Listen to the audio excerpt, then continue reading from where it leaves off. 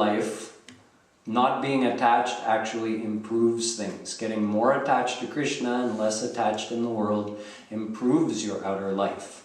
This is a fact that devotees experience. It's not just the theory.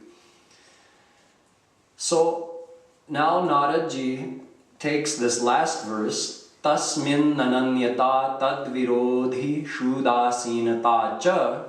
In the next two verses, the 10th and 11th sutras, he explains this one. First one, Tasmin ananyata. What does this ananyata mean? He's explaining again in the 10th verse. Ananya means, anya is other. So ananya is no other. Ananyata means no other, only one. So what exactly is this? Narad gives us a precise definition.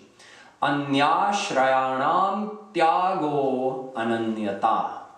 Ananyata is when you leave the ashray of all others but one. Ashray means the emotional attachment or hope that we have from other people or things. We should only have one hope. Ek bharosa, ek bal, ek asa vishwas. Tulsidas Ji beautifully describes this, that I only have one hope, one strength, just my beloved Ram. And everywhere else I'm udasin. That's it. So this ananyata is such an important thing that if we could succeed in doing it, we'd get God realized. In uncountable lifetimes, we've never been able to become 100% ananya. Krishna uses this word ananya or a similar word eva, meaning only, at many places in the Gita. Ananyaschintayanto mam ye jana paryupasate tesham satatayuktanam yogakshemam vahamyam. Krishna says, if someone becomes ananya to me, which means leaving Laukik and Vedic karma, then I take care of everything for him. He says at another place, Bhaktya-tvananyaya shakya ahamevam vidhorjuna gyatun drashtun cha tatvena praveshtun cha parantapa. Arjuna, I'm only attainable through ananya bhakti. Bhakti, but not just bhakti, ananya bhakti. You have to be 100% attached, surrendered to me. Then you can have whatever you want. You can know me, you can enter into the divine abode, you can see me, whatever you want. Evam satata yuktaye bhaktastvam paryupasate. Again, this verse indicating always having the mind only attached in Krishna.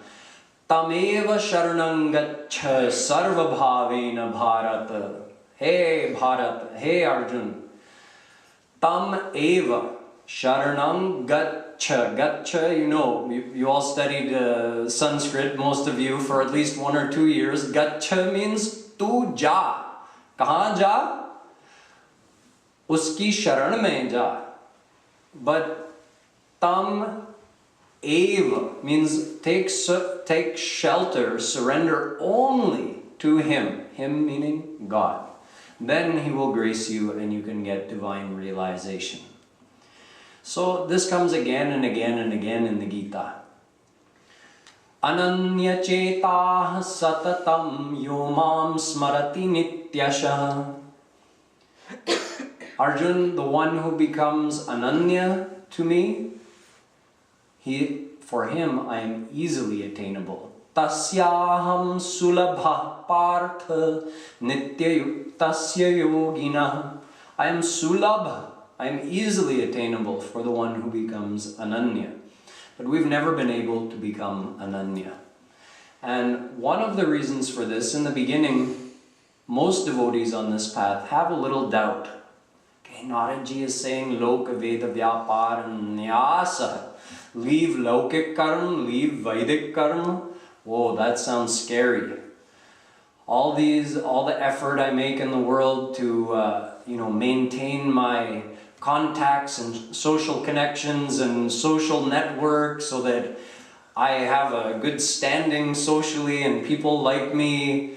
All that effort, and all I was taught, my parents taught me, what everybody else is doing, all the religious worshipping formalities, Vedic rituals, Naraji saying, leave all of that. What will happen to me?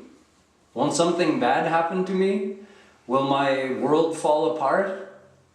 If I just put all of my hope in Krishna, leaving the hope of all others, what will happen? Now, there was a great scholar named Jagannath Mishra. He wrote a big bhashya on the whole Mahabharata, 100,000 verses. So in that comes Gita also, it's part of the Mahabharata. So he wrote his explanation of the Gita. And when he came to this verse, Ananyas chintayanto mam ye janah paripasate, where Krishna says, Yogakshemam vahamyaham, that if you leave Laukik and Vedic karma, Yogakshemam vahamyaham, I take your total responsibility. If you renounce all of this, you don't have to worry about the world or the Vedas, I take care of everything. Now, vahamyaham literally means I personally take care of it. So when Jagannath Mishra was doing his explanation of this line, he thought that, it seems unlikely that Krishna would personally take care. Probably he arranges for it through someone else. So he actually changed the verse from vahamyaham to dadamyaham. Scratched it out and changed. So Krishna didn't like that at all. So, okay, write whatever translation you want, write whatever explanation you want, but at least leave the original verse how it was. So Jagannath Mishra had to go into town that day. There was nothing to eat in the house, so he went to town to buy something from the market. And while he was away, a young boy came to the door. His wife was there, and she answered, and there was this young boy carrying a big, heavy sack of grain on his head, way too heavy for a child that young to be carrying. And not only that, but he had like a bruise, like his lip was kind of swollen and bleeding. And she opened the door and said, who are you? Who sent you? And the boy said, oh, I'm a shishya of Jagannath Mishra, and he sent this food for you. He said there was nothing to eat in the house today. So the wife was thinking, he's sending such a small boy with such a big sack of grain? And she said, boy, tell me, what happened to your mouth? Oh, Jagannath Mishra hit me. She's thinking in her head, he's losing his mind. He's getting senile in his old age. First of all, sending this boy with such a big, heavy sack, and on top of that, he's beating him. What's the matter with him? So when he came home, she started asking him, are you losing your mind? Why did you do this? And he's thinking, what boy? What are you talking about? What grain? Then he realized, oh, that was Krishna who came to teach me a lesson. So he went back and changed the damyam to vahamyam. Krishna himself personally came to his devotee's house and delivered the food. So this is Krishna's promise. We make promises too. Sometimes we follow up on them, sometimes we don't. When God is making a promise, that's for real.